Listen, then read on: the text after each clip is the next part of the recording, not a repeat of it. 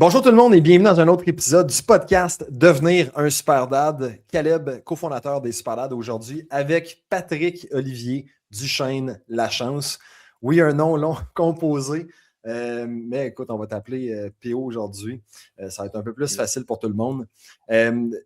PO, en fait, tu m'as été suggéré par un autre candidat, un autre invité que j'ai eu au courant des dernières semaines qui m'a dit, écoute, si tu as une personne à qui parler, tu dois parler avec cette personne-là parce que non seulement est-ce que c'est un individu exceptionnel, mais il a un parcours de vie quand même assez notable qui va clairement être inspirant pour d'autres personnes. Puis je le rappelle, c'est exactement ça l'objectif du podcast, devenir un super dad.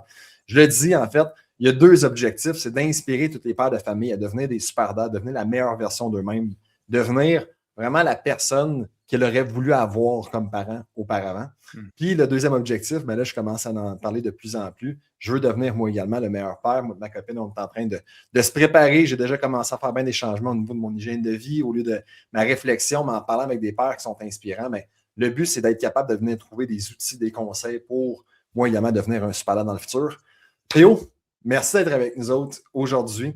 C'est un long parcours, grosse histoire. On va en parler ensemble aujourd'hui, mais pourrais-tu prendre un petit 10-15 secondes pour nous dire qui que t'es concrètement? Excellent. Ben, en fait, Patrick Olivier Duchesne Lachance, je suis conseiller en sécurité financière. En fait, courtier en assurance de personnes, mais ma mission première, c'est d'aider les gens à passer à l'action dans leurs projets. Dans leurs projets autant financiers, parce que souvent, c'est les finances qui vont nous guider, mais également dans leurs projets de vie, tu sais, reprise en main ou autre, en partageant mon histoire. Fait que c'est vraiment un honneur, Caleb, que tu me fais aujourd'hui là, de venir partager sur ton podcast. That's ça. Comme je le dis souvent, OK, puis je le dis même face à moi-même, on devient les personnes qu'on est face aux adversités qu'on rencontre dans notre vie. On se parlait dans le fond hors cam, puis je te dis que j'allais un peu expliquer dans l'intro, puis ça allait pas mal être la ligne directrice qu'on allait suivre au courant du podcast aujourd'hui. Puis tu m'en as parlé, en fait, pas nécessairement en détail, mais on va creuser comme là-dedans dans ton histoire de vie. Je pense qu'on devient les personnes qu'on est aujourd'hui, de la manière qu'on a été élevé, puis des adversités qu'on a rencontrées. Tu m'as dit en fait qu'à l'âge de 10 ans, tu t'es fait sortir de chez vous par la DPJ. J'aimerais ça qu'on commence à ce moment-là, puis après ça qu'on évolue jusqu'à temps qu'on se rende à la personne que tu es aujourd'hui. Excellent. Mais dans le fond, très jeune, j'étais dans un milieu familial. Mes parents étaient séparés. Fait que j'ai resté avec ma mère, mais mon père avait une garde partagée. Puis quand j'allais chez mon père, c'était un milieu de vie toxique. Mon père alcoolique, très agressif, il nous frappait quand même assez régulièrement, là, tu sais. Puis dans le fond, c'était comme pour corriger, mais je suis même plus capable de dire il corrigeait quoi parce que c'est arrivé comme tellement de fois. Puis il est arrivé un événement, dans le fond, assez marquant une fois, fin de semaine, puis mon père, il m'a pris puis il m'a lancé sur l'asphalte. Puis ça a comme été la goutte qui a fait déborder le vase. Puis là, j'étais rendu à 10 ans. Puis moi, consciemment ou inconsciemment, je savais que je ne voulais pas grandir là-dedans. Tu sais, tu vas à l'école, tu vois les familles, tu vois les pères de famille ou tu vois les autres, tu sais, qui encouragent ou autres. Puis moi, mon père, ben, il était agressif, il nous frappait. Puis tu sais, on se le faisait dire, tu n'es pas censé frapper tes enfants, là, tu sais, dans le fond, ça devrait être la base. Puis à ce moment-là, je me suis sauvé. Puis j'étais allé chez ma mère, j'ai débarré à la porte. Ma mère était partie une fin de semaine, la première fin de semaine d'après moi, qui partait à Montréal avec son conjoint. Puis je débarre la porte, j'appelle la police. Puis à partir de là, il s'est passé un processus avec la DPJ. Il y a eu une enquête et autres. Puis j'ai été sorti du milieu familial avec mon père. Fait que, dans le fond, mon père a perdu la garde. Et tu sais, l'environnement avec mon père, tu sais, il y avait énormément de drogue, il y avait, tu sais, l'entourage de ça. Je veux pas parler contre ces gens-là, mais tu sais, bien-être social, problème de santé mentale. Il y avait tout l'environnement que quand j'étais jeune, on dirait que j'étais comme, c'est pas ça que je veux comme vie, mais tu sais, on choisit pas nos parents, hein. On, Ouais. on vient au monde. Ça a été vraiment comme un départ pour moi là, dans la vie, qui a peut-être été un peu croche, mais aujourd'hui, je suis capable de dire que ça m'a rendu plus fort, ça, c'est sûr et certain. T'étais-tu pas loin, tu dirais, en fait, de te dire, ah, ben, c'est la trajectoire que je devrais prendre? Parce que, tu sais, là, tu te dis, hey, c'est pas normal, c'est pas la vie que je veux, mais y avait-tu à l'intérieur de toi une question de, c'est-tu ce pourquoi je suis destiné à devenir? C'est sûr que là, tu sais, j'avais 10 ans. Fait que, tu sais, c'est dur de dire, est-ce que c'est ça que je vais devenir? Mais tu sais, OK, souvent, on dirait qu'on se fait dire, ou dans les contes, ou dans les super-héros, tu sais, dans le fond, c'est qui ton héros, tu sais? Puis là, il y en a qui disent mon père. Tu sais, puis j'avais Ouais. justement des pères de mes amis qui étaient comme, tu sais, ils les accompagnaient dans le sport, ils leur achetaient des équipements sportifs, ils les encourageaient. Puis, tu sais, Le nôtre, c'était pas ça, tu sais. Fait que, Mm. à ce moment-là, c'est sûr qu'il devait avoir quelque chose de dire. Écoute, c'est-tu vraiment lui mon héros? Non, clairement pas. Clairement pas. Ouais. Puis c'est vraiment la vie. Est-ce que je voulais vivre cette vie-là? Pas vraiment. Mhm. Pas vraiment. Mhm. Puis tu parlais, dans le fond, off-cam tantôt, de l'impact que ça peut avoir d'avoir un père qui est absent ou même d'avoir un père qui n'est pas l'exemple qu'on voudrait avoir. Pourrais-tu nous. Parce que j'imagine que tu as dû, par la suite des choses, commencer à t'y intéresser, à même te questionner. Puis c'est le même genre de questions que je me pose aujourd'hui. Exact. Le fait de ne pas avoir eu de père plus tôt, c'est quoi l'impact de ton point de vue là-dessus? Des statistiques aux États-Unis, je n'ai pas les statistiques au Canada, mais les statistiques aux États-Unis des hommes qui sont en prison, la grosse majorité des hommes en prison n'ont pas eu de père présent dans leur vie. Fait que, même aux États-Unis, là, on peut embarquer là-dessus, là, mais ce n'est pas une question d'être raciste ou pas, c'est juste une question de dire les pères noirs, c'est les immigrants. On pourrait dire les Asiatiques, c'est des immigrants aux États-Unis, puis il y a des Noirs qui sont des immigrants aux États-Unis. Donc, pourquoi les deux n'ont pas les mêmes statistiques en arrière? Pourquoi les deux ne finissent pas en prison au même rythme? Pourtant, c'est des immigrants à chaque côté. Puis la statistique qui dépasse d'un côté versus de l'autre, c'est que les pères noirs sont absents comme 72% des familles. 72% des pères noirs quittent leur famille, abandonnent les enfants. Puis ça se trouve que dans la grosse majorité aux États-Unis, il y a une grande quantité de noirs. Je ne veux pas embarquer sur le côté ethnique ou autre, là, puis pourquoi, puis il y a peut-être des policiers qui arrêtent les mauvaises personnes. Ce n'est pas le but. La statistique, qu'est-ce qu'elle dit? C'est que ces gens-là, les papas étaient absents.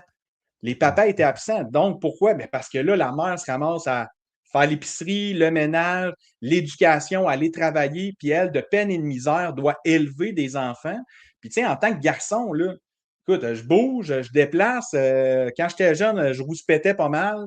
Je voulais, tu sais, prendre ma place dans la société ou dans la vie.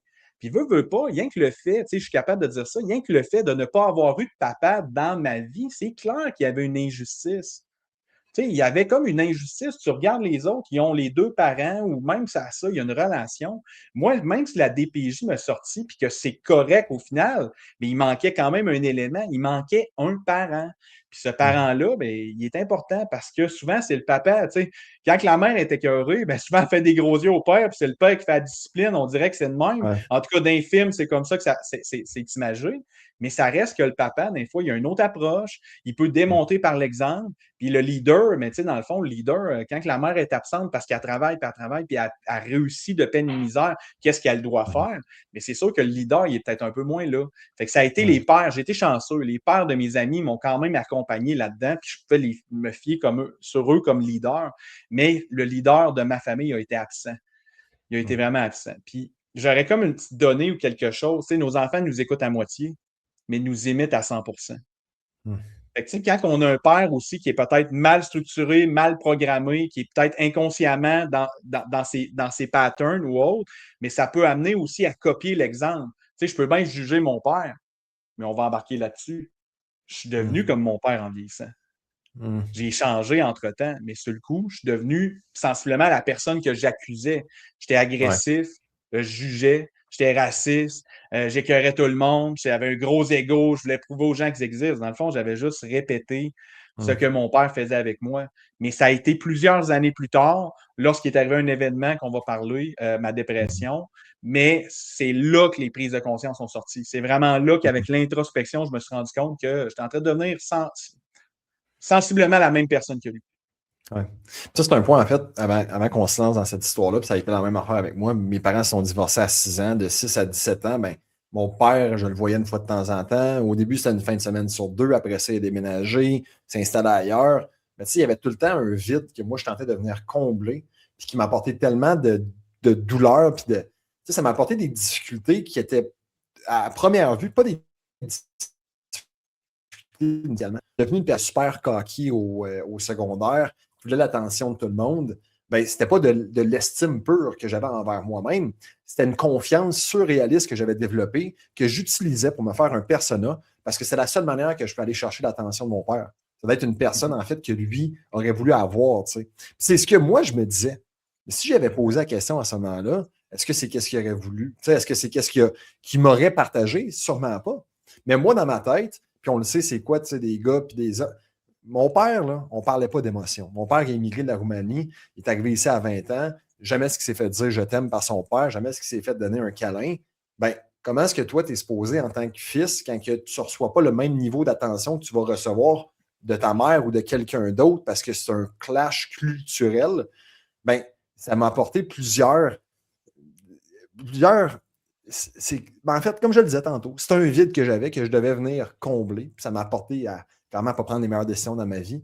Toi, qu'est-ce que ça t'a apporté en fait à développer comme réflexe, comme difficulté? Puis là, tu disais dans le fond que tu l'as réalisé plusieurs années plus tard, là, mais comment est-ce que tu t'es rendu jusqu'à là? Dans le fond, le syndrome ou qu'est-ce que ça développe, c'est tellement ça dans ton histoire, c'est la même affaire de mon côté, mais c'est d'apparaître dans le regard de l'autre. Dans le fond, inconsciemment, l'humain a besoin d'apparaître dans le regard de ses parents parce que si on n'a pas de parents qui s'occupent de nous, on va mourir. Ça fait partie de la survie. C'est pour ça que même mes gars, je trouve ça drôle, mes deux garçons, il y en a un, ils sont jaloux des fois quand ils veulent maman, puis ils sont jaloux. Puis pourquoi la jalousie existe? Parce que si j'apparais pas dans le regard de ma mère, puis elle m'abandonne, je vais mourir. C'est tout inconsciemment, puis ça fait partie de la survie de l'humain. Fait qu'est-ce que ça l'a développé? Bien, clairement, à faire des niaiseries, aller chercher l'attention d'un peu n'importe qui, puis probablement parler plus fort. Tu sais, quand je dis j'étais coquille, j'étais baveux, n'importe quoi, mais c'est comme tout le temps pour piquer ou aller chercher l'attention de la personne, de l'interlocuteur que j'étais avec. Oui, moi, c'est bien, toi, puis là, tu piques, là, tu le sais que tu apparais dans son regard. C'est tellement inconscient. Puis même qu'à un moment donné, j'accusais ça. Hein. J'accusais mon père. C'est de ta faute si ma vie est de même. Mais tu sais, j'étais rendu à 18, 19, 20, 21, 22 ans. Puis là, c'est de ta faute. Puis un jour, je suis en train de regarder le journal en mangeant une bonne poutine chez Ashton. Puis là, je vois le courrier du cœur, Louise Deschâtelet. Tu sais, arrêtez d'accuser vos parents. Regardez autour de vous, est-ce qu'ils sont présents? Puis là, je suis comme, ah non, il n'y a personne autour de moi. Mais arrêtez de dire que c'est de leur faute. C'est 100% votre responsabilité, c'est 100% vos actions. On dirait que ça m'avait frappé à ce moment-là de dire, hein, tu sais, dans le fond, c'est vrai, là, il a été présent pendant une période de ma vie, mais là, il n'est plus là. Il n'est plus là. Écoute, je peux bien essayer d'accuser, je peux bien critiquer, mais la réalité, c'est que à partir d'aujourd'hui, les décisions m'appartiennent. C'est à Ouais, partir de là qu'on peut commencer à espérer se rebâtir. Espérer. ouais. On est bon en sacrement, en fait, pour se victimiser, puis pointer du doigt. Puis oui, il y en a bien des affaires qui pourraient nous arriver. Puis tu sais, je travaille dans le domaine de la perte de poids, de la santé physique et ainsi de suite. OK, ton père, ta mère a été en situation d'obésité. OK, t'es né avec, je sais pas moi, un équilibre hormonal qui n'est pas optimal. T'es né avec peu importe quelle condition physique qui n'est pas top-notch. T'es pas Michael Phelps, t'es pas LeBron James. À la fin de la journée, là, que tu commences à chialer, que tu en pleures, tu peux l'utiliser comme une excuse ou comme une raison. Mais à la fin de la journée, ta situation ne va pas changer tant au son temps que tu ne te responsabilises pas face à ça. Mais là, tu sais, c'est sûr que tu commences avec une strike. C'est sûr que tu commences ta vie à l'âge de 21 ans, quand tu n'as pas eu de père, quand ta mère t'a sacré dehors à l'âge de 16 ans. Il y a bien des affaires avec lesquelles tu commences où est-ce que tu es comme en retard. Mais là, à ce moment-là, tu peux le voir comme un genre de retenue, un boulet que tu peux utiliser pour ne pas te permettre d'aller plus loin ou littéralement le voir comme un superpower. Tu sais, on entend là, des athlètes là, au basketball là, qui sortent de littéralement. Puis, en fait, moi, j'aime bien le UFC, le MMA. Puis, il y a bien des athlètes, Charles Oliveira, là, qui sort du Brésil, de la Flavela ou Favela, peu importe. Puis, tu sais, pour lui, là, c'est comme je suis né là-dedans. Puis, il y a bien des personnes qui sont nées dans cette même situation-là, puis qui vont l'utiliser comme une excuse, puis qui ne vont jamais rien faire. Ce gars-là, ça en est sorti, puis il est devenu champion mondial du UFC. Pourquoi? Parce qu'il s'est dit, ben, c'est devenu mon super pouvoir. Tu sais, j'ai absolument rien à perdre. Fait que tu peux le voir comme une excuse, tu peux le voir comme une raison. À la fin de la journée, ta situation ne va pas changer tant son temps que tu ne te responsabilises pas face à celle-ci. Puis comment est-ce que ta vie elle a changé à partir de ce moment-là quand tu as lu cette phrase-là? En fait, ça l'a changé. Toutefois, j'ai décidé à prendre, j'ai commencé à prendre, on va dire, mes décisions, mes actions moi-même. Fait que je me suis dit, ah, il n'est plus là. Fait que c'est correct. Dans le fond, j'ai plus besoin de me baser sur est-ce que apparaître dans le regard de mon père, on va dire ça comme ça. Puis il y a une petite phrase qui me vient en tête parce que mon frère, pas mon frère, mon père me disait affectueusement, t'es l'erreur de ma jeunesse. Tu sais, juste pour en rajouter. Juste pour en rajouter. Fait que tu sais, j'avais grandi avec ça. À partir de là, je me disais, inconsciemment ou consciemment, je vais y prouver qu'il a tort. Fait que, tu sais, dans le fond, j'ai changé. Mais est-ce que ça a été changé pour le mieux? Pas encore. Je n'étais pas encore la version là, c'était version 2.0, là, mais là, il y a version 884 qui est Yeah. sortie. Mais à ce moment-là, j'ai juste décidé de suivre le modèle américain. Fait que si tu veux que quelqu'un soit fier de toi, ben dans le modèle américain, c'est quoi? C'est la réussite. La réussite Mm. matérielle. Fait que inconsciemment, je suis parti, je me suis fixé des objectifs, mais quand tu ne mets pas d'adresse précise dans ton GPS, tu risques de te ramasser à un endroit que tu ne veux pas te rendre. Fait qu'est-ce qui Ouais. est arrivé? C'est que je n'avais pas fixé de montant d'argent que je voulais gagner. Je n'avais pas fixé qu'est-ce que je voulais comme c'est quoi mon objectif final. Je ne connaissais même pas mes valeurs à ce moment-là. Fait que j'ai pris, dans le fond, tout mon courage. J'ai dit, écoute, je vais développer qu'est-ce que je veux. Moi, je veux de l'argent. Fait que j'ai réussi à Mm. développer une super de belle business. J'étais directeur des ventes à cette époque-là. Je montais à 14 représentants. J'avais 3 blocs appartements. J'ai gagné ma meilleure année salariale en 2019, 224 000 de salaire. J'avais acheté 2 BMW, même changé 3 fois de BMW dans l'année, tu sais, juste pour apparaître dans le regard des autres. Puis j'ai fait une dépression majeure. Fait que même si j'avais lu dans le courrier du cœur qu'il y avait quelque chose, il a fallu quand même que je fasse un ménage, je vais dire psychologique, un ménage interne, énormément d'introspection. OK, peut-être que ce texte-là, il a allumé une lumière ou une switch qui est restée à l'intérieur de moi parce que je suis capable d'en parler aujourd'hui, mais ce n'était pas tout. Ce n'était pas tout. Là, je suis parti, je voulais apparaître dans le regard de tout le monde. Je suis devenu successful, c'est correct, là. Mais par la suite, j'étais quand même vide à l'intérieur. Regarde, je vais embarquer. J'ai parlé de ma dépression. En 2019, j'étais à Cuba.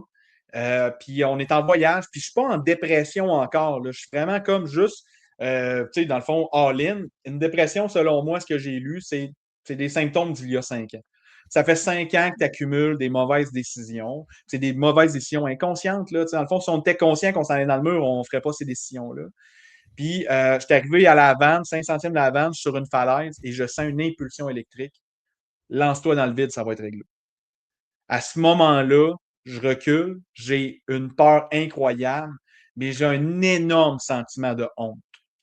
Pourquoi la honte? Ben, si on regarde l'échelle des émotions, la pire émotion qu'un humain peut vivre, c'est la honte, parce que c'est à l'antipode ou à l'antithèse de la survie de l'humain. L'humain ou les mammifères sur Terre ils ont été créés, puis la plus grande chose qu'on veut, c'est survivre et se procréer et faire des enfants, faire des gamins. Mais à ce moment-là, j'ai eu tellement honte. Mais à partir de là, je garde ça dedans de moi. J'en parle pas à personne. Ma santé dégringole. Je suis rendu à 278 livres. Je ne suis pas plus grand, là, 5 et 8. Là, dans le fond, j'étais obèse. Là. Je ne m'entraînais pas. Je buvais comme un alcoolique. Je me gelais la face. Fait que je n'étais pas rendu très, très, très programmé. Bien programmé, on va dire ça comme ça. Toutefois, à partir de là, c'est le plus beau cadeau que la vie m'a offert. Une dépression avec des idées suicidaires. Parce que tu as mentionné quelque chose tantôt. Puis moi, je vais te dire, c'est quand tu vas dans le bas de la vallée que tu es capable d'aller sur la montagne, puis tu es capable de voir que la montagne, elle va être beaucoup plus haute pour toi. J'ai l'impression des gens qui ont peut-être eu moins de problématiques ou moins de défis, mais aussitôt qu'il arrive un événement dans leur vie, mais c'est pas facile, ça devient difficile. Mais Mm. je vais dire heureusement, grâce à toutes les épreuves que j'ai vécues dès mon jeune âge, mais ça m'a permis d'être d'entreprendre les changements, ça m'a permis de vouloir m'avancer un peu plus, ça m'a permis de passer au travers des défis, ça m'a Mm. donné l'énergie ou le courage de le faire parce que j'avais déjà passé au travers des situations qui étaient peut-être problématiques ou difficiles. Puis vraiment, le plus beau cadeau que la vie m'a amené, ça a été ma dépression. Sur le coup, c'est un beau cadeau mal emballé. Là. Sur le coup. Ouais. Sur le coup, ça a Ben, l'air, moi, ça a l'air poche, mais c'est devenu un beau j'aimerais ça cadeau. t'entendre sur un sujet. Alex Hormozy, je l'ai entendu parler de ça dernièrement, avec C-Bum, qui est un des bodybuilders qui a gagné plein de. Je pense qu'il a gagné les honneurs genre 5 années de suite. Puis ils ont comme deux manières de penser puis de voir les choses complètement différentes. Puis C-Bum, il disait comme si j'ai à perdre, ben, au moins je vais apprendre quelque chose d'une défaite. Ouais, puis les Exact. citations le disent, ils disent bon, ben, on n'apprend pas d'une victoire, on apprend d'une défaite. Puis, bon, ben, Alex Hormozy, de l'autre côté, qui est en tout cas, un influenceur, un gars dans le domaine du coaching, et ainsi de suite, il disait ben, la seule affaire que tu apprends lorsque tu perds, c'est que tu n'aimes pas perdre. C'est que perdre t'apporte à ne pas gagner. C'est deux manières de voir les choses complètement différentes. Puis la question que je veux te poser, c'est que parce que tu as rencontré tellement d'adversités, tellement d'obstacles, tu n'as pas eu une vie qui était facile, tu disais dans le fond que la dépression, c'est une accumulation de ce que tu as accepté au courant des 5 dernières années. Penses-tu que le fait d'avoir rencontré autant d'adversité a fait en sorte que tu as attendu aussi longtemps avant d'avoir l'élément déclencheur pour changer ta vie? Je vais te dire 100%. Parce que je pense, tu sais, puis on pourrait rajouter l'ego là-dedans. Tu sais, l'ego, à un moment donné, tu veux paraître fort. Tu sais, l'ego, c'est quoi? Puis là, je pourrais le résumer pour faire une belle fable avec ça. C'est, on imagine, mettons, la fable du chevalier et de la princesse. On a le chevalier en armure scintillante, mais au départ, c'est un petit garçon qui s'entraîne dans un village lointain, qui s'entraîne avec une épée de bois avec son frère et son cousin, puis c'est le père qui les encourage, qui les entraîne. Puis un jour, il dit, moi, je vais conquérir la princesse. Et là, le père, voyons, toi, là, jamais qu'elle va te choisir. Tu sais, elle va choisir quelqu'un de plus grand, de plus beau, de plus fort. Fait que le jeune part avec l'idée préconçue que pour conquérir la princesse, il doit tuer tous les dragons, traverser tous les déserts, toutes les montagnes, puis que c'est là qu'elle va le choisir parce qu'il a été courageux. Mais lorsqu'il rencontre la princesse, il lui tend la main, mais pas pour lui demander sa main. Il lui demande de l'aide parce qu'il en a tellement fait par le passé qu'il est complètement scrap pour prouver aux autres qu'il existait puis pour prouver à la princesse qu'il était assez courageux. Fait que moi, comme petit garçon, clairement, quand je suis devenu adulte, j'ai voulu prouver aux autres que j'étais capable. Fait que j'avais des blocs appartements, je gérais Renault tout seul, je faisais les bails tout seul, j'avais 14 représentants, je gérais tous mes agendas tout seul, tous les calendriers pour prouver aux autres que j'étais capable. Fait que toute l'accumulation des années ou l'accumulation des moments, vu que j'étais capable de prouver aux autres que je pouvais le faire moi-même, j'ai jamais demandé d'aide. Jamais demandé d'aide. Tu sais, dans le fond, oublie ça, le psychologue, hey, oh, Chris, faut que tu sois fou pour aller là. Puis, tu sais, dans le fond, pourquoi je ne ferais pas ça tout seul, puis je vais le montrer, puis je vais le prouver. Fait que clairement, ça a eu un impact. Ça a eu un impact de. C'est ça. Je vais arrêter là-dessus. Le nombre d'hommes que je vois eux-mêmes se creuser, se rentrer de plus en plus profondément parce qu'ils veulent simplement arriver seuls. Ils veulent y arriver seuls. Je parle avec des personnes qui ont deux options. Ils peuvent continuer dans la bonne trajectoire accompagnés ou dans la bonne trajectoire seuls. Est-ce qu'ils savent c'est quoi la bonne trajectoire? Sûrement pas. Mais pourquoi? Juste parce que je m'étais dit que j'allais y arriver seul. Puis, malheureusement, pour un homme, c'est tellement difficile de dire on a besoin d'aide. Tu vois, moi aussi, j'ai été déprimé suite à la. En fait, je vais te partager un peu cette portion-là de ma vie. Mon père, c'est comme je te disais tantôt, mes parents sont divorcés entre l'âge de 6 à 17 ans. Ben, mon père, je l'ai vu ici, là. T'sais. À un certain point, il est même déménagé au Nouveau-Brunswick, il s'est fait une nouvelle famille. Puis, là, c'est à l'âge de 13 à 17 ans, ben, je le voyais quasiment pas, mon père. Jusqu'à temps que, tout d'un coup, je reçois un coup de fil avec mon père qui veut commencer à reprendre ou retrouver un peu le temps qu'on avait perdu. Puis bon, mais après y avoir parlé quelques fois, c'est quand même une longue distance, c'est Nouveau-Brunswick qui m'annonce qu'il a le cancer. C'est comme s'il avait dû se rendre jusqu'à ce point-là, jusqu'au fond du baril, réaliser en fait que sa vie va potentiellement se terminer pour se dire, ben, je vais faire ce que je sais que j'aurais dû faire plus tôt. Puis il me l'a annoncé plus tard. Finalement, en fait, tout s'est bien déroulé. Il a été capable en fait de sortir du cancer. Puis là, il pensait avoir eu sa vie. Puis là, on est devenu vraiment plus proches. On se voyait plus régulièrement. Puis là, malheureusement, 6 mois plus tard, ben, son cancer, il y a une récidive. Puis il est décédé dans les semaines qui ont suivi. Puis tu vois, ça n'a pas été long. Est-ce que c'est drôle, en fait, le matin que c'est arrivé, c'est arrivé en juin. Puis je me rappelle, je serais au Subway à ce moment-là. Puis ma première réaction, quand ma mère est venue m'annoncer, me réveiller un samedi matin, ton père est décédé, j'étais froid. Aucune réaction. Comme si de rien n'était. J'allais faire mon chiffre au Subway. Puis c'est comme 2-3 heures plus tard, je suis allé dans la salle de bain, puis automatiquement, je suis parti à brailler. Je n'étais plus capable de parler. C'était comme si j'avais tellement. Puis pendant des années, j'avais jamais, dans le fond, dit que c'était une problématique que mon père ne soit pas super présent dans ma vie, et ainsi de suite. Je l'avais accumulé, jusqu'à temps que 6 heures après que je me fasse annoncer que mon père est décédé, qu'automatiquement, là, je tombe. Puis je me suis littéralement cassé. Ce que j'ai réalisé plusieurs années plus tard, c'est que tout ce que je voulais, moi, en tant que petit cul, c'était d'être valorisé ou d'être vu, en fait, par mon père, comme que je faisais tantôt. Mais c'est comme si à ce moment-là, parce que mon père n'était plus là, c'est comme si j'avais plus la capacité d'accomplir mon seul et unique objectif que je m'étais fixé tout ce temps-là. Puis, pendant des longues années, en fait, pendant 1 an et demi, si je ne me trompe pas, j'ai été déprimé, dépressif. Jamais ce que je l'ai dit. Jamais ce que je suis dépressif. J'ai osé, en fait, dire que j'avais un problème. Je suis allé consulter. J'ai pris la médication. Je suis allé voir un psychiatre, un psychologue, ainsi de suite, où je suis à Sherbrooke. Tu vois, à un moment donné, j'étais dans mon char, puis j'étais écœuré. Puis le psychiatre m'avait donné, en fait, là, des papiers à remplir, répondre à des questions. Puis je faisais absolument rien de ce qu'il me disait. Puis à un moment donné, tu sais quoi, je me suis dit, si que je suis écœuré de remplir des papiers ou de faire comme si je les remplissais, de dire que je travaillais sur moi, j'ai juste dit, tu sais quoi, je suis dépressif. Puis automatiquement, un poids sur mes épaules qui s'est comme débarrassé. Parce que j'ai osé dire que j'avais un problème, c'est qu'à ce moment-là, en fait, que j'ai réalisé que j'ai un problème. Qu'est-ce qu'on fait quand on a un problème? Ben, on s'ouvre aux opportunités pour le résoudre. Puis j'ai arrêté, en fait, de brasser la marde puis de la garder en dessous de mon nez, ce qui m'apportait tellement de malheur dans tous les aspects de ma vie, que là, j'ai été plus ouvert, en fait, aux possibilités de m'en sortir. C'est pas pendant longtemps. Puis je pense, en fait, qu'à ce moment-là, j'ai pas dit je suis dépressif, j'ai dit je me sens déprimé. Parce que, tu sais, automatiquement, de se mettre le label je suis dépressif, ben, ça ne peut pas être autre chose. De se mettre le label je suis obèse ou je ne suis pas un coureur, je ne suis pas une personne qui lit. Qu'est-ce que tu fais? Tu te mets des bâtons dans les roues, tu te mets une étiquette, tu t'empêches d'avoir les possibilités, les horizons ouvertes. Mhm. Moi, là, dans le fond, qu'est-ce que je peux dire avec ça? C'est qu'il y a deux choses qui m'ont parlé dans ce que tu viens de mentionner, mais je vais attraper celle-là qui est la plus importante, puis je vais mettre un label dessus. C'est l'acceptation. Lorsque tu as accepté que tu n'allais pas bien, c'est là que tu peux te reconstruire à partir de là.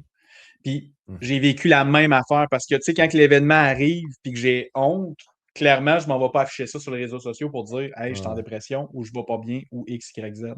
Je garde ça à l'intérieur de moi. C'est lors d'un voyage en République dominicaine, 6 mois plus tard. On a une conversation avec une amie qui est avec nous autres, puis tu sais, ça vient me brasser, puis tu comprends, j'étais dans le mode victimite. Tu sais, dans le fond, moi, tout, je brassais ma marde, puis j'étais bien là-dedans. Puis tu sais, dans le fond, c'est dans le connu, hein? Tu sais, parce que quand on a une enfance qui est peut-être un petit peu atypique, on apprend à se débrouiller lorsque les choses sont dans le Ouais. chaos. Puis c'est du connu, le chaos. Puis dans le fond, quand c'est trop calme, des fois, on aime ça mettre la marde dans nos affaires pour revenir brasser le chaos. Puis, je suis arrivé dans la chambre d'hôtel un soir, puis j'ai crié, puis je me suis mis à pleurer. J'ai dit à ma femme, si ça fait pas, je vais me suicider. Hey, de quoi tu sors? De quoi tu parles, là? Non, mais ça fait pas, je vais me suicider. J'ai eu des idées suicidaires à Cuba. Il y a 6 mois, puis là, je gardais ça en dedans de moi, puis là, j'avais fermé le lid, mais là, le couvert vient d'exploser. Puis je pense que l'événement qui a fait que j'ai commencé à me rebâtir, ça a été clairement là, au moment que j'ai dit OK, j'accepte. J'avais une thérapeute à ce moment-là, je n'y avais même pas dit. J'avais une médecin de famille, je n'y avais même pas dit. Je n'avais même pas dit ça à ma femme, je n'avais même pas dit ça à mon meilleur chum qui était avec moi en voyage. J'avais tout gardé ça avec moi en disant je vais régler ça tout seul, personne ne va s'en rendre compte. Mais clairement, le physique me parlait. Qui ne dit mot a des mots. Mais tu sais, dans le fond, j'étais cerné, écoute, en embonpoint. Pression, j'avais hypertension, cholestérol, prédiabète, brûlement d'estomac, en dépression. Tu sais, je suis sorti chez le médecin la première fois, j'avais 5 prescriptions. Puis là, je me disais, oh, OK, je m'en vais devenir un bon client de Big Pharma. Là. Tu sais, dans le fond, puis c'était un peu une réalisation, mais même si j'avais mes 5 prescriptions, il n'y avait pas encore le principe d'acceptation, comme tu as mentionné, de dire écoute, là, je ne vais pas bien, je vais demander de l'aide, je vais faire ce qu'ils me demandent. Les professionnels, ils doivent bien savoir aussi à un moment donné, là, c'est quoi qu'il faut faire. Là. On n'est pas le premier là, qui passe dans cette chose-là, mais je te félicite d'avoir passé à l'action et d'avoir pris en main parce que il y a 3 choses qui arrivent là, quand il y a un événement comme ça. C'est soit tu restes plus bas, tu reviens la même personne ou tu décides de grandir ou de changer. Puis je pense que tu as grandi ou changé. Même affaire que je peux te dire de mon bord. Si j'avais décidé de rester dans la victimite, puis c'est de la faute de mon père, c'est de la faute de ci. Puis la deuxième chose, j'aimerais attraper, parce que je pense que ça peut être utile pour d'autres choses, puis je vais le mettre dans d'autres mots pour les gens qui écoutent. Tu as mentionné qu'à partir du moment que ton père t'est décédé, mes condoléances d'ailleurs, ton père t'est décédé, c'est comme si là, toute l'émotion sortait que tu ne pourrais pas récupérer ce moment-là avec ton père. Mais dans le développement personnel et dans le leadership, en fait, souvent, on attend, mettons, on attend, c'est quoi pas le contraire de réprimande, là, c'est pas des réprimandes, on attend des félicitations, on attend se faire taper une petite tape dans le dos par les gens autour de nous. Mais il y a des gens dans la société qui ne donnent jamais de tape dans le dos. Fait que si on attend que quelqu'un nous donne une tape dans le dos ou qu'il nous donne de l'amour, mais tu peux attendre longtemps parce que ton père vient d'un autre pays. Il vient d'une situation, lui a vécu probablement des guerres ou des moments qui étaient complètement différents. Il a peut-être vécu des choses complètement atroces. Puis lui, sa survie ou sa sécurité, ça a été quand il a fermé le couvert. Puis lui, il a dit, garde, plus jamais j'en redonne ça. Puis il n'a pas appris. Fait que tu sais, c'est comme si on a des attentes envers quelqu'un qui ne le sait pas. T'sais, on ne lui a pas Ouais. dit, premièrement, parce que, dans le fond, tu n'as sûrement pas communiqué avec ton père, moi non plus. Ouais. Puis, Ouais. des fois, eux autres, ils l'ont juste pas appris. Fait Exact. que je pense que C'est ça qui m'a la plus apporté, en belle fait, personne pour t'aimer ou t'aider, c'est toi-même. C'est de se donner nous-mêmes une tape dans le dos. Ouais. Ben, c'est ça qui m'a permis, plusieurs années plus tard, à le pardonner, entre guillemets. Tu sais, je le savais inconsciemment, j'avais de la frustration, de la colère envers lui, parce que je me disais, ben, c'est son rôle de savoir que je me sens pas bien. Ah, ouais. Right? Hey, je suis rendu adolescent, 13, 14, 15 ans. Tu peux-tu bien le dire? Ça, tu sais, je comprends là, quand tu as 7 ans, tu as 8 ans, verbaliser, t'exprimer, ainsi de suite. Mais à un certain point, la communication, mais encore, parce que j'avais l'impression de ne jamais être entendu puis écouter avec mon père, qu'est-ce qui se passait? Ben, j'avais pas l'ouverture d'esprit que d'aller y parler. Puis je me disais, c'est parce que mon père ne veut pas m'écouter. Ouais, est-ce que ton père, il sait qu'il devrait t'écouter? Parce que ton père, qu'est-ce qu'il a eu comme apprentissage, comme enseignement, comme bagage pour lui faire dire voici ce qu'un père devrait faire, voici ce qu'il ne devrait pas faire. C'est une des raisons pour laquelle j'ai écrit ce podcast-là. Puis on va se tourner un peu vers cette parenthèse-là. Tes pères de famille, ben, c'est quoi les questions que tu t'es posées avant de devenir père? Où est-ce que tu es allé chercher ton information? Sur quoi est-ce que tu t'es basé? Moi, mon père s'est basé sur ce que son père avait dit. Heureusement qu'aujourd'hui, on a les médias sociaux, on a de l'information, on a des livres. Mais qu'est-ce qu'on devrait écouter? Qu'est-ce qu'on devrait ne pas écouter? Toi, avant de devenir père, c'était quoi un peu les préconceptions que tu avais, les questions que tu avais? Où est-ce que tu es allé trouver ton information? Ou est-ce que tu es même allé chercher de l'information? Ouais. Dans le fond, avant d'avoir les enfants, je le savais, j'en voulais. J'en voulais parce que, dans le fond, je pense que ça fait partie de l'humain, là, de vouloir, on va dire, des enfants. Puis je voulais avoir des petits êtres avec moi. Toutefois, clairement, j'étais mal formé pour être un père. J'étais mal formé parce que, exemple, un enfant qui braille, moi, mon père, il crissait après nous autres quand on braillait. Puis, tu sais, j'ai deux frères. Puis, dans le fond, lui, quand il était avec nous autres, ben, c'était souvent un calice de tabarnak, fermez-vous puis arrêtez de bouger. Tu sais, il voulait des bibelots, en fait. Tu sais, il voulait des gens qui sont dans le coin qui ne dérangent pas. Fait que j'ai grandi avec le même genre de pattern, tu sais, dans le fond, en n'ayant pas de père, puis en n'ayant pas lu, j'avais pas regardé de podcast. Puis, tu sais, mes enfants, ils ont 4 ans, mais les podcasts, là, ça fait moins de 10 ans que c'est à la mode, là. Oui, il y avait peut-être Mike Ward sous écoute, là, mais c'est les premiers. Tu sais, dans le Ouais. fond, des podcasts, maintenant, il y en a plusieurs parce que, tu sais, dans le fond, t'en as un, j'en ai un, tu sais, fait que c'est rendu à la mode pas mal. Mais c'est une plateforme qui permet d'aller chercher de l'information, d'écouter des choses, des points de vue différents. Les réseaux sociaux, tu viens de le dire. Tu sais, avant, les réseaux sociaux, on faisait quoi? Tu sais, dans le fond, on allait à la messe. On parlait aux gens qui ont grandi dans le même village, qui ont été enseignés par les mêmes enseignants. Le savoir restait pareil. Là. C'était pas mélangé, puis c'était pas très euh, hétérogène, là, je vais dire un mot de science disait, mais ouais, c'était plus homogène. C'est toutes les mêmes croyances, les Ouais. mêmes choses. Puis quand tu sors du lot, que tu veux peut-être des choses différentes, mais ça devient dur d'aller chercher l'information qui était pertinente. Fait que moi, quand je suis devenu papa, les premières étapes que j'ai faites, j'étais déjà dans des formations de coaching. J'étais allé voir. La première formation qui m'a marqué, ça a été la Maison des leaders. La Maison des leaders avec Rémi Tremblay à Québec. Il l'a à Montréal aussi. On a rencontré l'ego, les peurs, les doutes, l'enfant intérieur. Écoute, j'ai braillé dans ces conférences-là, dans ces formations-là. Puis j'avais aussi un autre parcours à côté qui s'appelait l'école d'autonomie affective. L'autonomie affective, on pourrait dire, les gens ah non, mais moi, je ne suis pas dépendant affectif. Non, non, je ne suis pas dépendant affectif. OK, parfait. Si je t'envoie chier, c'est quoi ta réaction? Tu vas sentir de la colère, tu vas sentir ça. Donc, tu es dépendant de ce que je t'ai dit. Tu sais, dans le fond, c'est pas juste d'être dépendant affectif de genre, hey, la relation, si elle s'en va, je vais me sentir mal, puis quand elle s'en va, je suis un peu jaloux, puis que je vais texter. Fait qu'on est dépendant de la réaction des autres. Donc, dans cette formation-là, il y avait un père de famille, on retourne, COVID, 6 enfants. Je me demande s'il n'avait pas 7. Écoute, le gars, là, cerné noir, ingénieur à la maison, télétravail, télécole, là, il dit là, vous allez me donner des trucs parce que je m'en pends d'un. Puis c'est correct, là, je pense qu'on est capable de le comprendre un peu. C'était juste un cri du cœur, il ne l'aurait pas pendu, c'est un gars très correct. Mais là, moi, j'ai écouté la thérapeute qui disait, et ma femme est enceinte à ce moment-là, puis elle dit, tu sais, ton enfant, la seule manière qu'il a de s'exprimer, c'est de pleurer. Il ne sait pas parler, il ne sait pas Mm. pointer du doigt, il ne sait pas rien faire à part pleurer. Donc, à toutes les fois que ton enfant pleure, il ne se dit pas je vais le faire chier à soir, j'ai le goût de scraper sa nuit. La seule Mm. personne qui se dit ça, c'est toi. C'est C'est toi, ouais. dans ton discours mental. Fait que quand il braille, ah bon, il va encore scraper ma nuit.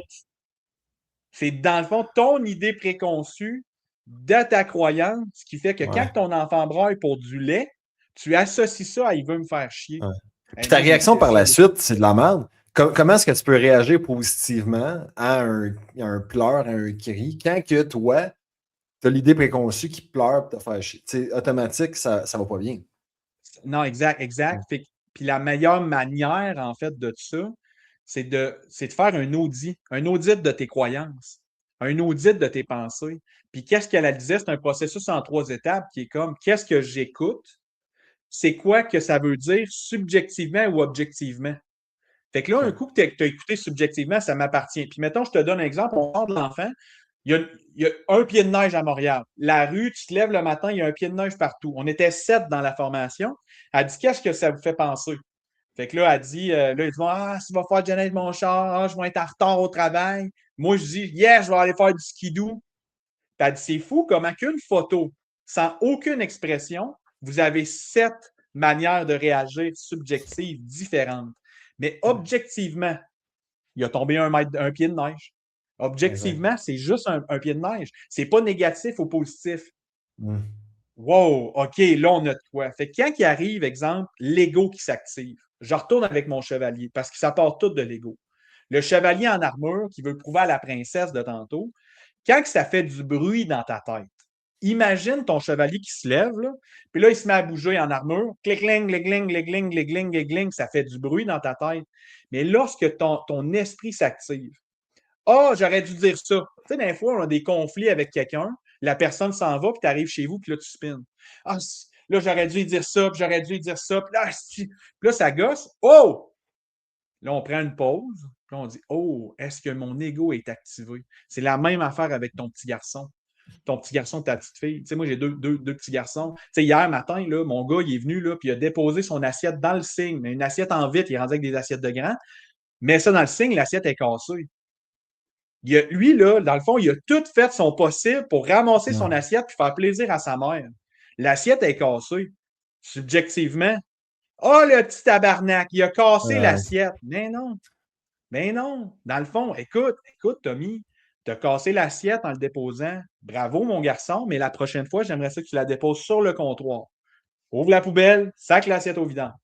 Dans le fond, Mm. quand même bien que je crisserais après, c'est juste mon conflit intérieur qui aurait été Ouais. fâché.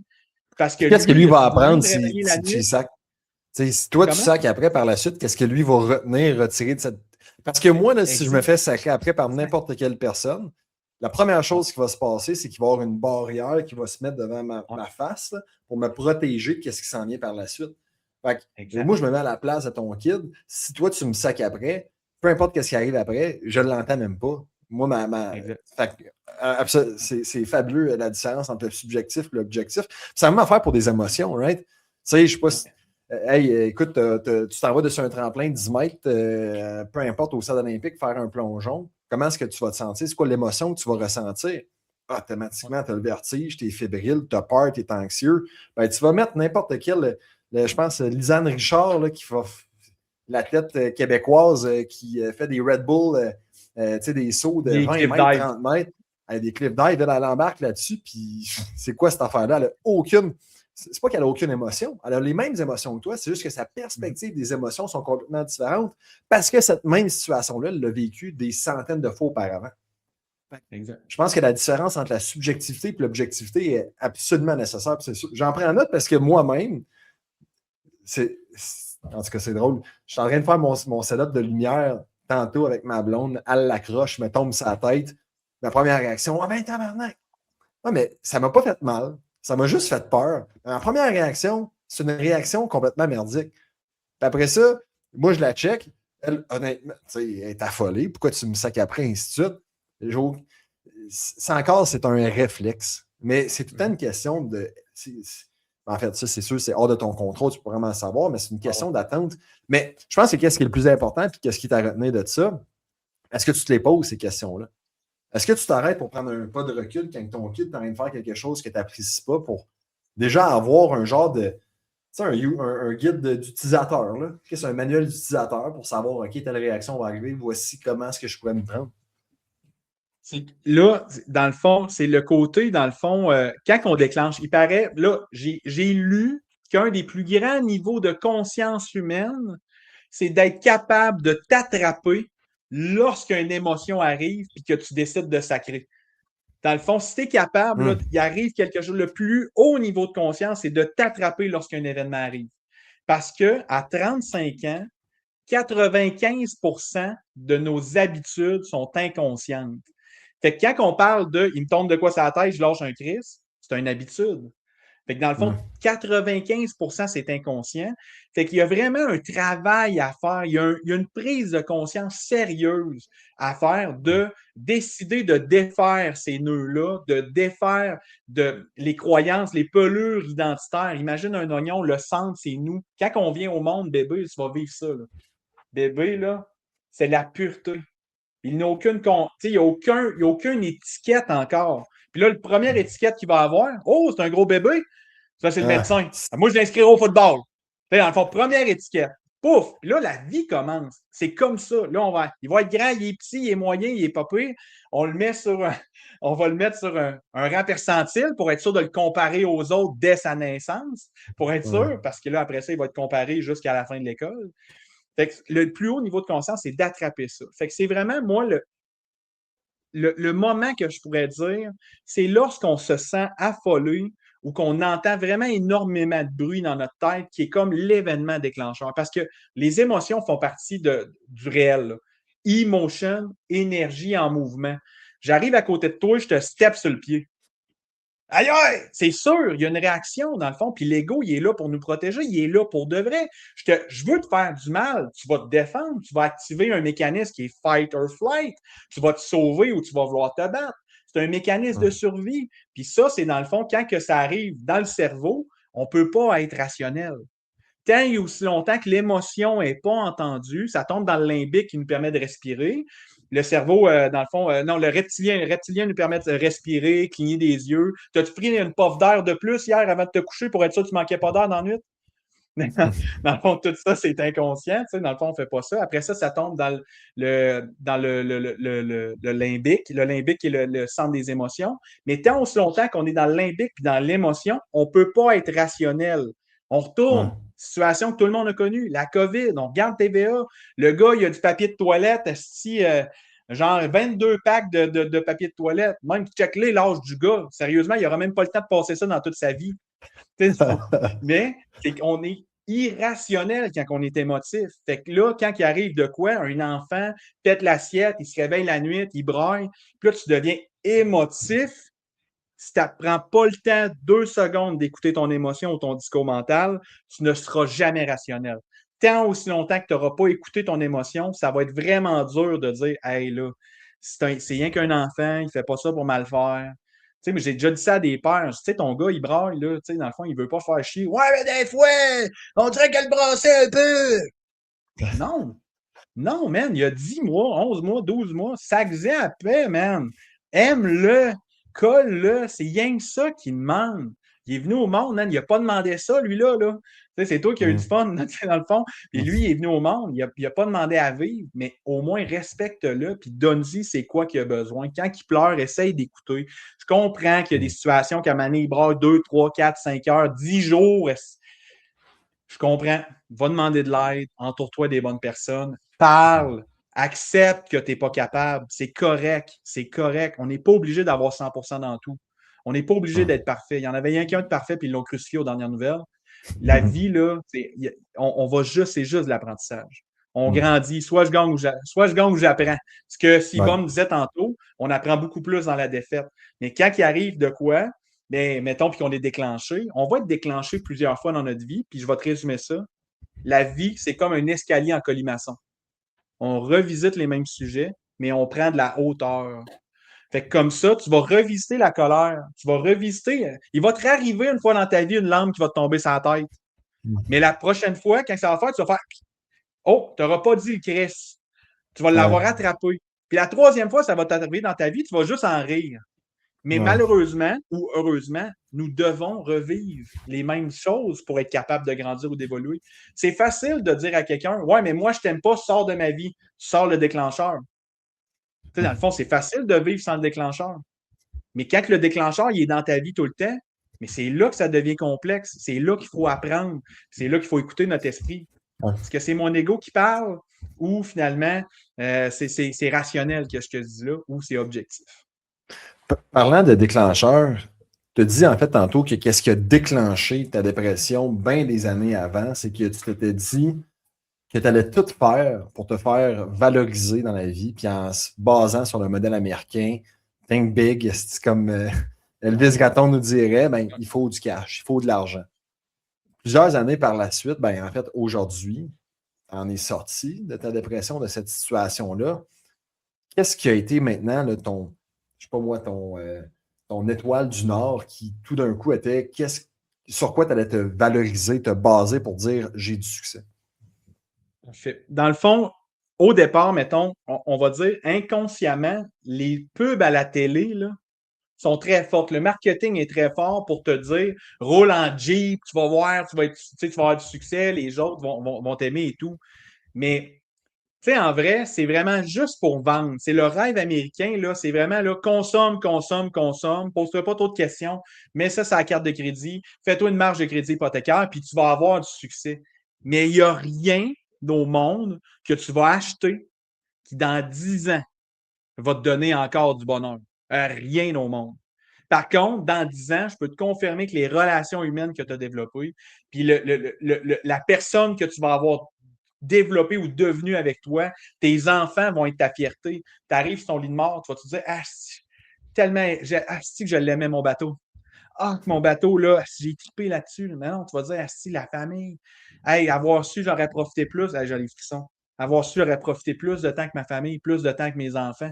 Quand tu le sais que ça va s'arrêter, c'est pas le matériel que tu vas te rappeler.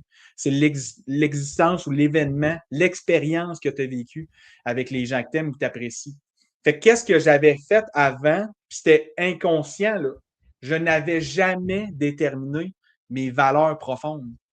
C'est quoi mes valeurs? Mais en fait, les valeurs, c'est un enlignement vers mon étoile, comme tu dis. Fait que là, les valeurs, en m'ayant posé des questions, en ayant lu des livres sur leadership, d'ailleurs, Epic Leadership, la quête du leader en soi, de Simon Gagnon-Adam, que j'ai braillé d'ailleurs. Puis en revenant du Sud, j'ai lu le livre à Cuba, je suis revenu, puis en descendant de l'aéroport, j'ai appelé mon concessionnaire, j'ai dit, vous reprenez mon véhicule. Ma blonde a braillé à côté de moi, elle a dit, non, tu l'aimes ton BMW, il ne retourne pas ton BMW. J'ai dit, non, je m'inflige ça. J'inflige ça à ma famille. Mettons, je vendais 100 contrats dans l'année. Les 30 premiers contrats payaient mon char. Les 40 autres payaient le gouvernement. Puis les 30 autres étaient à ma famille. Voyons, man, c'est sûr que ça ne marche pas. Fait qu'en me posant les questions sur mes valeurs, c'est devenu la famille, la communauté, d'aimer les gens, puis de les accompagner là-dedans. Mais c'est devenu même ma mission de vie, d'aider les gens. Moi, là, dans le fond, si je peux aider quelqu'un, ma mission de vie est accomplie. Avant, là, si j'étais capable de faire 20$ sur ton dos, man, c'était ça ma mission de vie. Mais je me vidais de l'intérieur. J'étais tellement vide, tellement malheureux. Mais c'est pas. Quand est-ce qu'on a appris ça à l'école? Hum. Quand est-ce qu'on a appris ça? Tu sais, nos parents, ils nous ont pas appris ça. Les valeurs, c'est quoi des valeurs? Mais c'est des valeurs, c'est les choses importantes. Puis je pense que la dépression vient quand tu as un désalignement avec tes valeurs, que là, tu es dans une traque de vie, puis tu ne respectes pas tes valeurs internes, qui sont soit induites par les autres, soit qui sont vraiment peut-être de naissance. Là, je n'ai pas de statistiques là-dessus pour dire est-ce qu'on est avec des valeurs puis un chemin de vie aussi précis que ça. Mais moi, je pourrais dire, là, dans le fond, la dépression, ça a été désalignement avec les valeurs. J'ai fait un flat avec mon auto. On a réparé la voiture, on l'a apporté au garage qui est le thérapeute. On a pris le temps de faire un check-up complet. Puis il y a quelqu'un un qui m'a dit c'est quoi tes valeurs? Hey, t'as pas eu, là. Je me suis jamais posé la question. Puis en me posant la question, ça a déterminé le chemin pour la suite. D'aider les gens, d'aimer les gens, la collectivité. D'ailleurs, on va donner, moi j'ai une mission de vie, c'est de donner 1 million de repas aux gens dans le besoin. Fait qu'on a commencé à le donner. L'année passée, on a donné quasiment 5600 repas. Cette année, on enligne 25 000 repas. Mais si je ne m'étais pas posé les questions, je serais encore dans mon BMW, puis je prendrais peut-être des pilules à ce moment-là pour essayer de fermer le couvert plus hermétiquement, parce que clairement, pas de pilules, c'était pas possible. Ouais. Je te pose une question, PO, parce que, puis j'imagine si tu donnes des repas, tu as sûrement écouté en fait le podcast qu'Alex Hormozy a fait avec Tony Robbins dernièrement. Je ne l'ai pas écouté parce que j'ai écouté Non? celui qu'il a fait avec Diary of a CEO. Et qui est rendu à OK. 62 milliards de repas de données, puis ça a Ouais. commencé avec un objectif d'1 million. Puis Tony Robbins, quand on fait mes tests de personnalité, puis je donne ça, mettons, à ChatGPT, avec mes parcours de vie, la numérologie, mes dates de fête, la première personne qui dit que je ressemble, c'est Tony Robbins.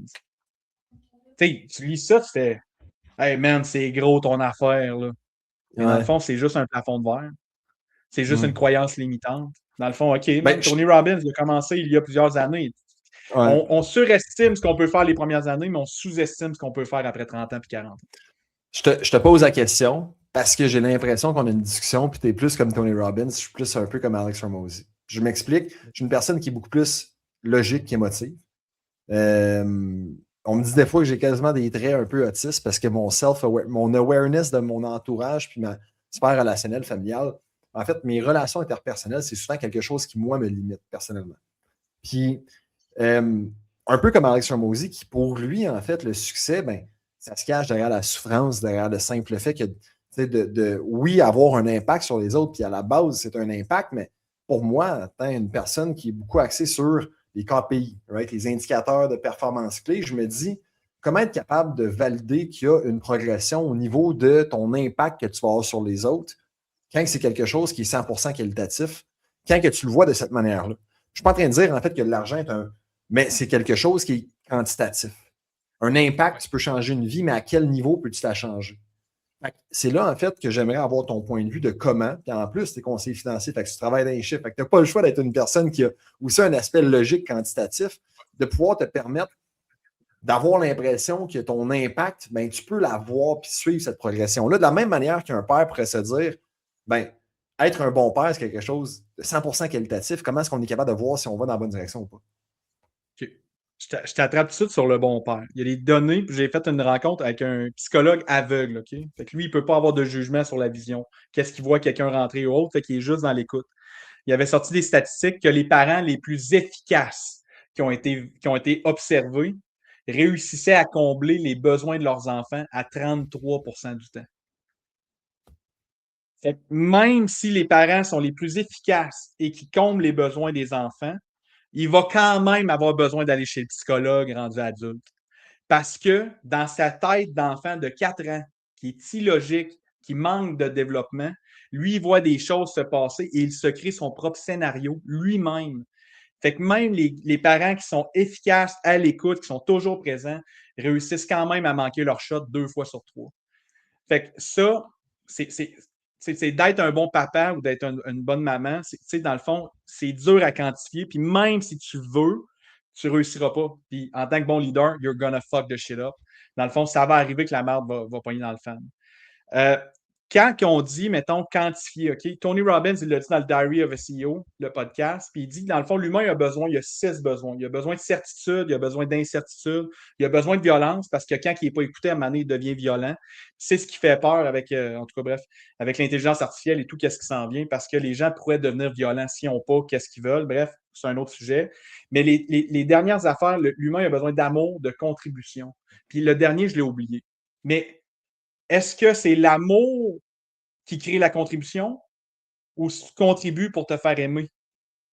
Je ne sais pas si tu le vois dans quel ordre ou dans quelle affaire. Puis moi, le point de vue que je vais le voir, puis je ne peux pas mettre ça quantitatif. Pourquoi? It's not about me, it's about them. S'il y a quelqu'un qui veut se faire impacter en écoutant ce podcast-là, ça lui appartient. Moi, mon rôle se limite à partager. That's it, that's all. Fait que moi, mon implication ou mon quantitatif, c'est d'accepter des opportunités comme ça, de laisser ça dans l'univers, de laisser un legacy, de laisser un message derrière moi. mais ça ne m'appartient pas si ça a aidé quelqu'un. Même affaire avec les repas dans le frigo partage. Nous, c'est sûr qu'on le quantifie, on met des chiffres parce qu'à un moment, on veut l'atteindre, l'objectif. Mais quand on donne à la société, it's not about me, it's about them. Si les gens veulent se faire aider, ils vont aller chercher des repas dans le frigo partage. Mais moi, la valeur qui est au-dessus de ça, c'est vraiment l'amour. Je les aime. Il y a des gens qui se retrouvent dans cette situation-là. Puis oui, ils sont peut-être dans la victimite, ils sont peut-être X, Y, Z. Mais on l'a dit, nos papas, ils étaient peut-être mal formés. Ces gens-là ont peut-être été élevés par des gens qui étaient mal intentionnés, mal formés. Fait que ces gens-là ont développé X, Y, Z dans leur vie, mais moi, je les aime. Je les aime, puis à cause de l'amour, je décide de contribuer. C'est dans cet ordre-là plutôt que de le contraire. Je décide pas de contribuer pour que les gens m'aiment. S'ils veulent m'aimer, c'est correct, mais j'aime assez la personne que je suis devenue pour un peu me foutre de ce qu'ils pensent. Là. Parce que on pourrait prendre PC Jolicoeur, qui a donné 100 000 $ au maxi dans le mois de décembre, avant Noël, et il s'est quand même fait critiquer. Puis j'ai eu la chance de rencontrer PC. Il était sur le même vol que moi quand j'étais en Floride la semaine passée. Puis je l'ai arrêté. J'ai dit, écoute, PC, on peut te prendre un petit 2 minutes. Je voulais te dire merci. Merci pour tout ce que tu fais. Puis on a jasé un peu des gens qui critiquent. Dans le fond, il va tout le temps avoir quelqu'un pour critiquer. Fait que c'est pour ça que la quantitatif, je suis moins là-dedans. Je suis moins dans le rationnel, je suis plus dans l'humain, dans l'émotion. C'est sûr que, écoute, conseiller financier, si tu veux réussir des projets, là, c'est mathématique. Là. Dans le fond, tu veux une maison, tu prends une mise de fonds, il va falloir que tu payes ton hypothèque. Tu veux des chars, il va falloir que tu fasses ça. Si tu veux voyager, ça va prendre de l'argent. Mais c'est le moyen. Dans le fond, c'est le gaz que tu mets dans ta voiture. C'est pas le véhicule. Le véhicule, dans le fond, c'est tes projets objectifs, c'est vers là que je veux m'en aller, mais l'essence que tu vas mettre à l'intérieur, c'est l'argent qu'on va utiliser dans la société. Je peux bien essayer de te donner une poule ou un cochon. Ça se peut que tu n'en aies pas besoin. Fait qu'on a déterminé que c'était le dollar qui allait être le moyen d'échange. En même temps, tu apportes, en fait, la manière que je l'entends, c'est que tu apportes la santé financière de la même manière que moi j'apporte ou que j'ai un angle sur la santé. Parce que, tu sais, faire un bac puis une maîtrise en kinésiologie t'apporte à savoir c'est quoi le meilleur aliment, c'est quoi le meilleur activité physique, c'est quoi les meilleurs aspects sur ton hygiène de vie. Mais à la fin de la journée, est-ce que la personne va le faire, va pas le faire? Si tu ne comprends pas tous les autres aspects en fait, de sa réalité personnelle, j'ai lu un livre dernièrement, Psychology of Spending. Il y avait le livre Psychology of Money, Psychology of Spending, qui est un long livre qui, à la fin de la journée, veut juste dire tout le monde va venir dépenser de l'argent pour combler un besoin. Ben, à la fin de la journée, tu as bien beau dire à la personne économise de l'argent, tu vas pouvoir payer ta retraite, mais pourquoi est-ce qu'il dépense en premier lieu? Parce que des fois, le why, c'est son why. Son why est peut-être moins puissant, il voit ça trop loin. Des fois, les gens ont des doutes, ils ont des peurs. C'est quoi un doute? Mais tu sais, dans le fond, un doute, c'est une ouverture de possibilités dans l'univers. Tu sais, dans le fond, j'hésite entre A ou B. Puis les gens, des fois, mais tu sais, la récompense rapide, dopamine hit. Ouais. C'est comme notre cerveau reptilien, le vieux cerveau qui dit écoute, dopamine hit, dopamine hit, dopamine hit, puis on devient accro à cette petite dépense-là. Puis tu sais, investir dans 30 ans, là, ça m'excite, ça, là, tu sais, puis je suis conseiller financier. Mais je vais plutôt faire une forme, tu sais, c'est la chevalier et la princesse dans le livre, le moine qui pas le chevalier et la princesse, c'est le moine qui vendit sa Ferrari, le moine qui tire à l'arc à flèche. Le moine, il lance tout le temps bullseye, bullseye, bullseye. Puis à un moment donné, il dit à son apprenti, il dit bande-moi les yeux, je vais te montrer quelque chose. Puis là, il bande les yeux, puis là, il va tirer dans la cible, man, ça va être fou raide. Le moine s'élance, il manque la cible. Ouais, comment t'as fait de manquer la cible? Il dit ouais, mais si je ne vois pas mes projets objectifs, comment je vais faire pour les atteindre? Fait que, je pense que la première base, c'est de se questionner. Qu'est-ce que moi, réellement, je veux? Pas ma mère, pas mon père, pas mes voisins, pas Facebook. Qu'est-ce que moi je veux? Puis après ça, passer à l'action pour tes objectifs. Puis Alex Hormozy, il dit they're gonna die. Anyway, they're gonna die, and you're gonna die too. So, faut que tu passes à l'action parce qu'à un moment donné, personne ne va les faire à ta place, tes projets. Passons à la dernière partie, Théo, de notre podcast. J'ai quelques petites questions pour toi. Quick fire, mais encore, c'est des questions qui sont qui viennent charger quand même. Fait que prends ton temps avec chacune d'entre elles. Premièrement, avant de devenir maintenant en rétrospect, quel est le plus grand obstacle que tu as rencontré en devenant père que tu t'étais peut-être pas dit que tu allais rencontrer, ou du moins pas de cette manière-là?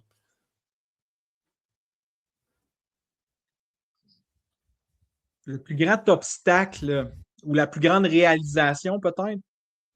Oui, en fait, je vais répéter ce que j'ai dit tantôt, puis c'est ça qui m'a frappé le plus. Les enfants, nous écoute à moitié, mais nous imite à 100%.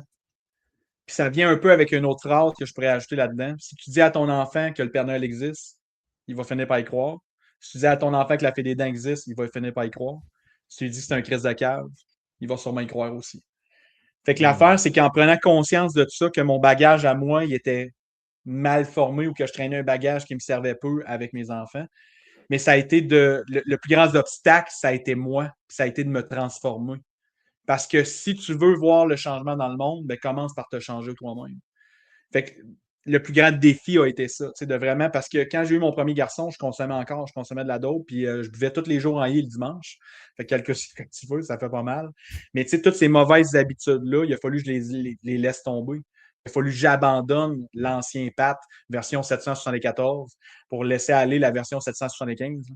Puis dans le fond, c'est d'accepter de laisser tomber une identité. Ça a fait mal, là. Qu'est-ce que mes chums vont penser?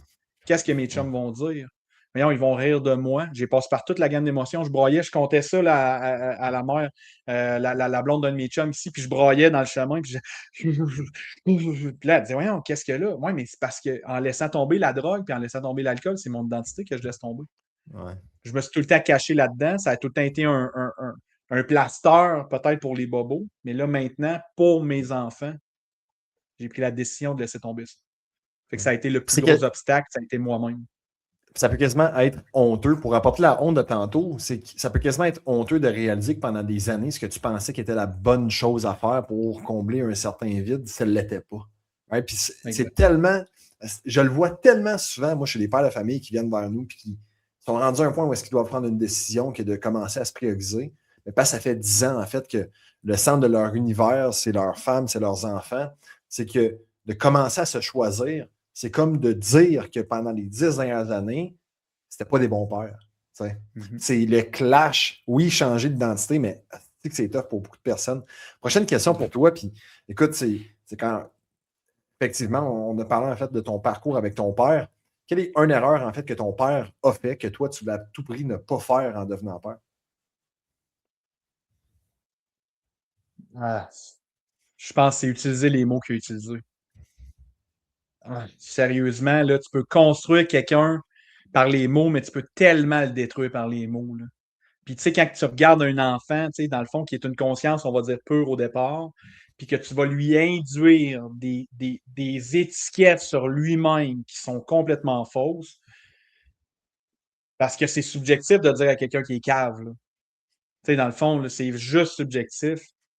Sérieusement, je veux tellement pas dire ça. Tu sais, dans le fond, je veux pas utiliser les mêmes mots. Puis en anglais, c'est quoi jeter un sort à quelqu'un? C'est un spell. C'est quoi dire un mot en anglais? Spelling. Si tu veux spell quelqu'un, si tu veux curse quelqu'un, utilise les mauvais mots. Utilise des mots comme t'es un innocent, t'es pas brillant, t'es un crise de cave, personne t'aime, t'es l'erreur de ma jeunesse. Et sérieusement, si tu veux développer quelqu'un pas de confiance en lui, là, je pense que tu as réussi. Fait que je pense que c'est ça que je veux pas répéter, c'est la force des mots qu'il a utilisés. Hum. C'est à prendre en considération parce que des fois, dire à quelqu'un t'es cave, c'est quelque chose qui peut être drôle, tu sais. On le prend pour acquis. Ouais. Des fois, surtout dans l'oreille d'un jeune, d'un enfant, quand il n'est pas capable de faire la distinction, peut-être qu'il peut le prendre à face value. Je t'attrape là-dessus. Dans le fond, il n'y a jamais de distinction. Mm. Le cerveau ne fait pas abstraction du récent ou du conscient ou de ce qui est drôle. Il entend. Fait que, mettons, je vais te donner un exemple. Ma mère, elle, elle cherche son contrat d'assurance. Elle sort et elle dit ah, niaiseux, j'ai pas trouvé mon contrat. Non. Ouais. Même si tu dis ah non, mais ça dérange pas, ça dérange.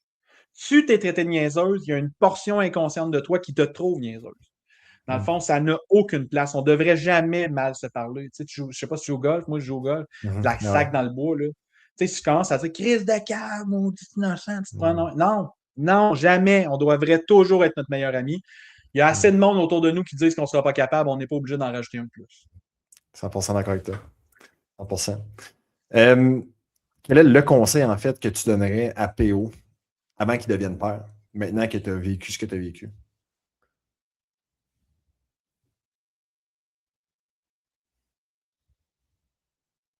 Hey, sérieusement, avant que je devienne père, tu sais, dans le fond,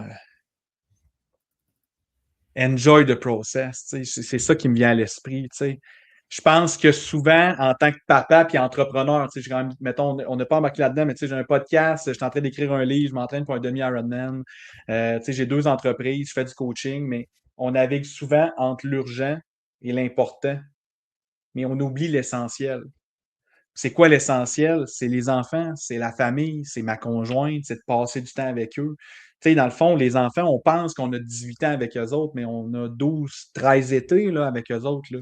Rendus adolescents, là, on se rappelle, nous autres aussi, là, nos parents, c'était pas les personnes les plus sexy qu'on voulait se passer notre été avec. Là. On voulait être avec nos chums et nos amis. Fait que, tu sais, enjoy the process. Je vais te donner un exemple. Tu sais, on a décidé consciemment de dormir avec les enfants. Puis ma femme, des fois, est tannée. Je dis, si tu veux, on va arrêter. Mais si tu arrêtes, c'est la dernière fois que tu le fais de ta vie. La journée que tu ne redors plus avec les enfants, ça ne reviendra pas. Là. Tu ne reviendras pas à 8 ans et dire, hey, les enfants, venez donc dormir avec maman. Mais non. Dans le fond, c'est un passage dans notre vie. Puis même s'il y a des gens qui disent, faites-le ou faites-le pas, ou fais ci, fais ça, je m'en fous. C'est ma vie, c'est mes enfants. Si toi, tu as le goût de le faire, fais-le, mais enjoy the process. Tu sais, profite de chaque instant. Oui, on dit, OK, ça passe vite. Hein, si, ça passe vite. C'est incroyable. Vraiment incroyable. 2 dernières questions. La première, qu'est-ce que ta définition d'un super dad?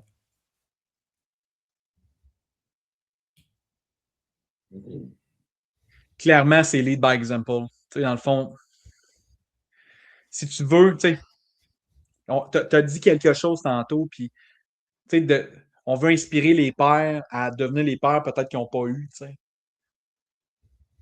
Mais moi, si je verrais un super dad, là, tu sais, puis comment j'imagine un père, c'est courageux, tu sais.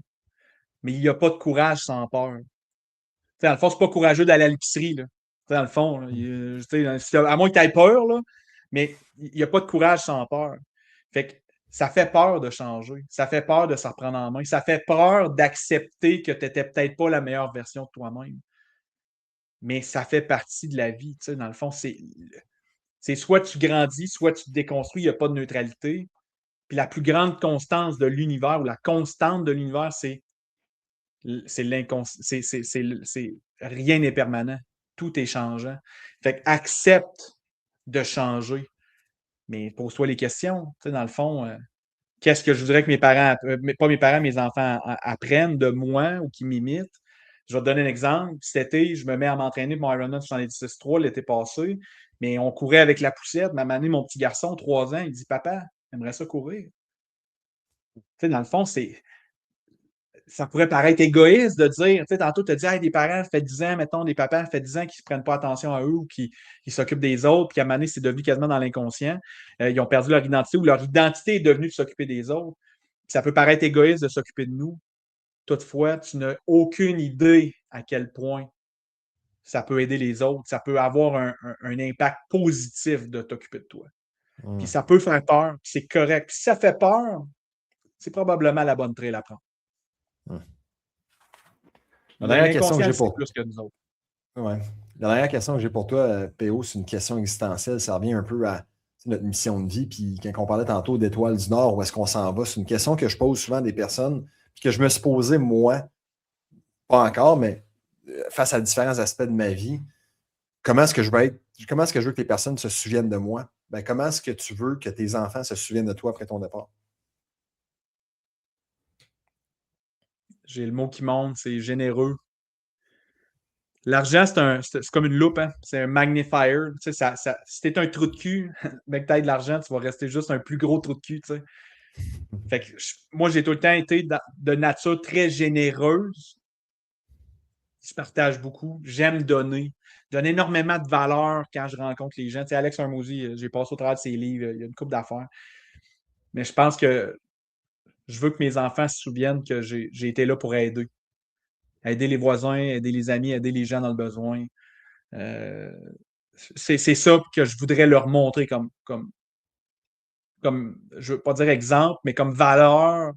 Ça se peut qu'ils développent leur propre valeur, puis c'est correct, là, dans le fond, ils ont leur vie, puis dans le fond, ils vont vivre leur vie, puis c'est correct. Toutefois, l'être humain, c'est un être grégaire, c'est un être qui vit en collectivité, c'est un être qui doit s'aider pour survivre. On n'aurait pas survécu si on ne s'était pas aidé. Je pense que malheureusement, la technologie nous éloigne de ça. Puis il y avait Boucard Diouf à un moment donné qui avait dit les compagnies sont très conscientes de tout ça. Puis en nous embarquant sur nos algorithmes, puis nos réseaux sociaux, puis nos patentes, chacun de notre côté, ils nous éloignent de cette connexion-là qui est humaine, qui est, je pense, tellement essentielle pour avoir une vie comblée. Tu sais. Mais souvent, on l'oublie tu sais, parce qu'on ne se l'est pas fait apprendre. On est bien mieux en G. Dans le fond, Ouais. on écoute le marketing, puis c'est pas que de ça qu'on parle. Mais par exemple, qu'est-ce que je trouve qui est bon? C'est que j'ai l'impression qu'on a une élévation de la conscience collective. Des gens comme toi qui font un excellent travail à partager, à partager des apprentissages ou autres. Des gens, même sur mon podcast, là, il y a des très bons exemples. Il y a des bonnes personnes qui passent là-dedans et qui partagent. Dans le fond, il y a une élévation de la conscience collective. Puis je pense qu'on se réveille de ça. Que les boomers travaillent 35 ans, puis c'est correct, c'est une génération, là, mais 35 ans au même endroit, de vivre moins nos émotions. Moi, mon père m'a déjà dit pleurer tes fifs. Là. Dans le fond, non, pleurer, ça ne fait pas ton orientation sexuelle. Puis, that's it. Dans le fond, c'est prendre conscience de ça, que faut s'entraider. Faut s'entraider, les humains. Ben, merci, Théo, d'avoir spreadé ta générosité et d'avoir été avec nous autres aujourd'hui. Honnêtement, je peux te le dire, tu n'es pas un petit cave. Ce que tu as pu nous partager aujourd'hui, honnêtement, j'en retire bien gros des affaires, puis ça va clairement, ça m'inspire déjà, puis ça va clairement inspirer d'autres personnes. Puis, avant qu'on se quitte, en fait, s'il y a des personnes qui se sentent interpellées, intéressées par ton message, par ta mission, par ce que tu fais, qui voudraient en apprendre davantage, aller écouter ton podcast, où est-ce qu'ils peuvent te retrouver, où est-ce qu'ils peuvent te suivre? Sur tous les réseaux sociaux, dans le fond, TikTok, Instagram, Facebook. J'en oublie un, TikTok, Instagram, Facebook. YouTube, merci. Ben, dans le fond, YouTube, qui est la plateforme quasiment la plus essentielle, mais Construis ton avenir avec Patrick Olivier. Fait que c'est un podcast, dans le fond, que je partage les épreuves de ma vie au départ. Écoute, c'est mixé financier avec construction parce qu'à la base, j'étais un menuisier. Puis j'ai mixé, dans le fond, avec les gars de construction, qui est un de mes personas, un de mes clientèles type, des entrepreneurs en construction. Puis on est venu mixer là-dedans, mais je parle avec humour des erreurs. Puis des apprentissages que j'ai faits. Dans le fond, mon premier BM, quand je l'ai acheté, j'avais 604 de code de crédit. J'étais comme, genre, j'ai dit à mes chums, je l'avais, il faut que tu me le sortes. Là, puis c'était Lego, il fallait que je prouve aux gens, mais je le partage aujourd'hui en podcast. Fait que Patrick Olivier du chaîne La Chance sur les réseaux sociaux. Sinon, Construis ton avenir avec Patrick Olivier. Je pense que ça serait les deux endroits là, pour me retrouver là, assez facilement. Quand même, Construis ton avenir, je vais enregistrer la 4e saison. On va tomber j'ai 36 épisodes de sortie. On va avoir de l'épisode 37 à 48 qui va sortir prochainement. Fait quand même, c'est un podcast qui prend de l'envol, puis ça me criait à l'intérieur, là, dans le fond. J'ai trop développé mon côté personnel pour mourir avec ça. Faut que je le partage. Je pensais que les gens étaient consciemment comme ça développés, mais je me rends compte que non. C'est un travail à faire, mais je le partage. Puis si les gens veulent se laisser impacter par ça, tant mieux. S'ils ne veulent pas, c'est correct. Hey, moi, je me serais parlé il y a 10 ans. Là. Ouais, t'es malade, toi, là, change de poste, là, pas besoin de toi dans ma vie, tu sais, puis genre, moi, te le prouver que je suis correct, tu sais, dans le fond, mais c'est correct. Ah, mais des fois, ça Si prend une les gens étincelle. veulent se laisser impacter, ça me fait plaisir qu'ils viennent me parler, je suis vraiment généreux par rapport à ça. Merci beaucoup, Théo, encore une fois. Ça fut vraiment un beau moment qu'on a passé ensemble. Puis j'invite en fait tout le monde à aller écouter ton podcast. Je t'ai vu en fait passer, c'est comme ça que je t'ai découvert. Puis en plus, quand Simon m'a parlé de toi, ben, je me suis dit, why not t'inviter? Fait que merci encore une fois. Puis à toutes les personnes qui ont pu être inspirées par ce podcast-là, ben, je vous invite, vous également, à vous remettre en question, à avoir cet éveil-là. Puis c'est tout une question en fait de perspective. C'est ce que je retiens en fait de notre discussion aujourd'hui. Tout ce qui nous arrive, on a la capacité de le voir ben, comme une excuse, comme une responsabilité, comme un devoir de faire le quoi pour changer. Écoute, tu aurais pu aller dans une autre direction. Finalement, tu as choisi celle que tu as pris aujourd'hui. Puis je te félicite pour ça. Je te dis aussi, good job pour ta perte de poids, ta transformation. Merci. C'est super inspirant à voir. Fait que sur ce, à tout le monde, on se revoit dans un prochain épisode du podcast Devenir un super dad. À très bientôt. Merci, Caleb.